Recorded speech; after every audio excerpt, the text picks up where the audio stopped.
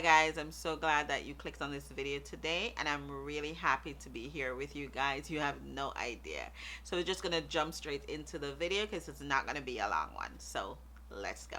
Just gonna, kind of walk you guys through in what took place with me and how I'm doing right now. So I want to say, like, about 3 weeks ago, I felt myself getting a little bit sick. I don't really get sick that much, so when I'm coming down with something, I feel it right away. I did a client's makeup on Sunday, and then on Monday, I started feeling a little bit tired and, just feeling not the norm. And then on Tuesday, I felt even worse. And then on Wednesday, I was like, this thing is not going away, and I it doesn't really feel like the flu so much, but I just feel really tired, and then I start getting these really terrible headaches, and my fever started to go up. Normally I only have a flu for maybe 3 days, and then boom, it's out of my system.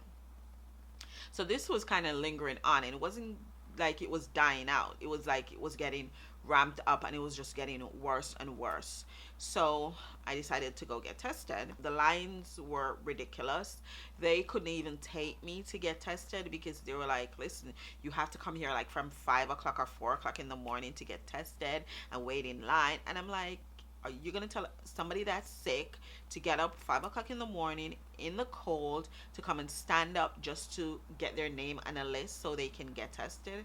I was like, that makes no sense to me. He's like, well, that's what you have to do, or you have to go to the emergency room. So I was like so upset, and I'm already feeling cranky and just miserable. So I was like, you know what? I don't need to hear this. I'm getting out of here. So as soon as I was coming out of the doctor's office, I look across and I saw a mobile van, a COVID mobile van. So I'm gonna go stand up on that line and see how quickly they can see me to get tested. Went in the line, and he came and meet me, took my bags because I was so weak. I couldn't even hold my pocketbook in my hand. So he took that and he told me to sit down, and he stand in the line for me. Finally got up to the guy that was giving the test. Most people were going in the mobile van, I guess.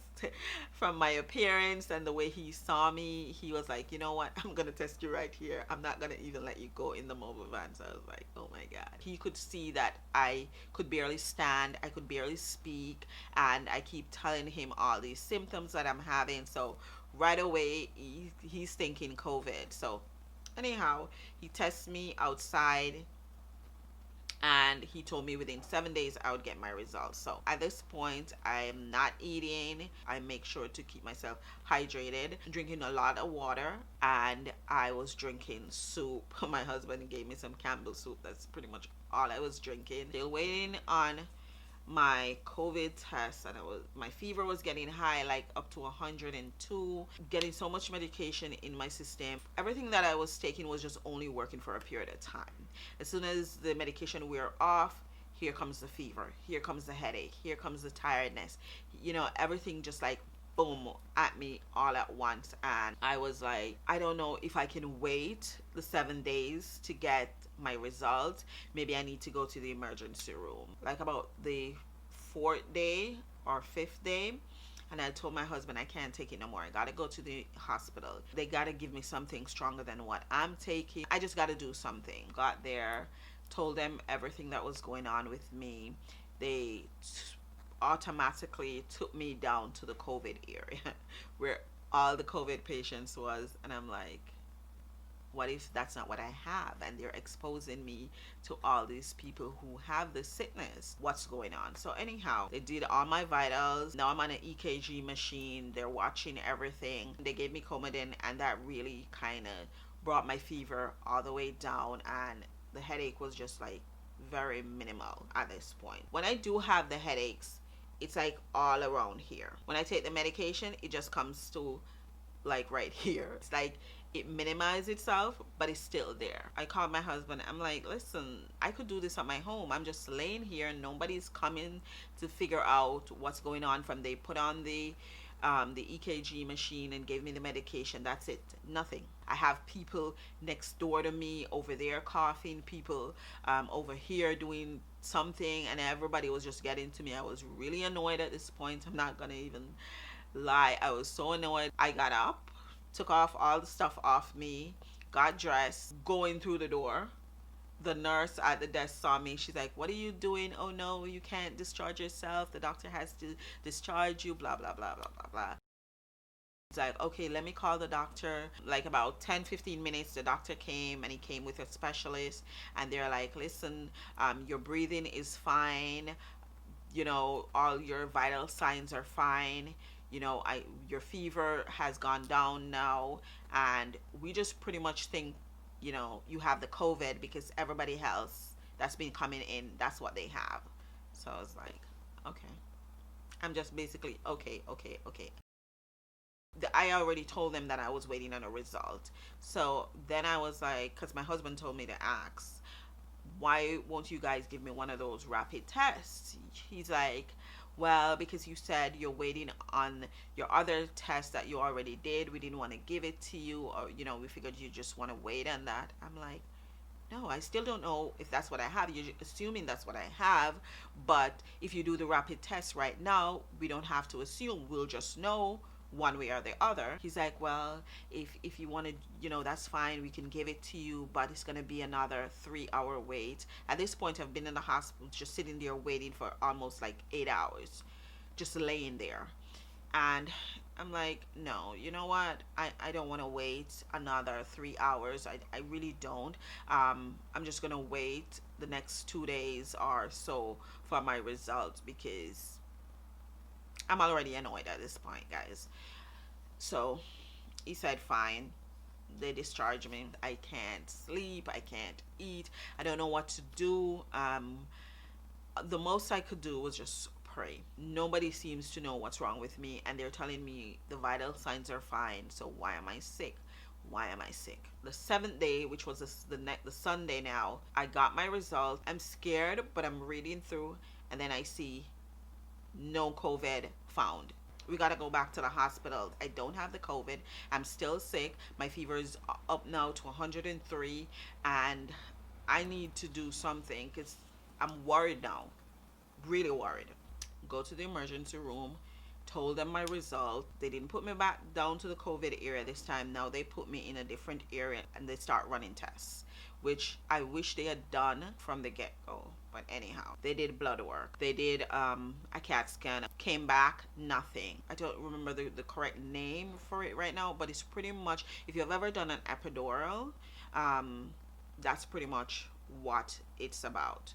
So they would numb like the area around my spine, and they would go in and pull fluid from my brain. Yeah. It sounds really scary. I had 3 doctors around me, and they were telling this other doctor what to do. So it felt like it was a doctor in training or something. But she went in and went the wrong way, or, and I was in so much pain, guys. Even though they numb the area and everything, I was like in so much pain because she keep trying to go past the bone to get the fluid. I just started crying. I was in so much pain, and they're trying to comfort me and, telling me, whatever. Then they were like, "Okay, the trainee got to get out of there because something's not going right." Gave me more numbing pains and everything, and then went back in, and I just whispered a sweet nothing little prayer. I was like, "God, please let this doctor reach fluid right now because I can't take it anymore." Lo and behold, I hear her behind me. "Yes, we got it now." And they took like about 5 vials of fluid at that point. They don't know what's going on. Everything is coming back negative, and they don't know what's wrong with me.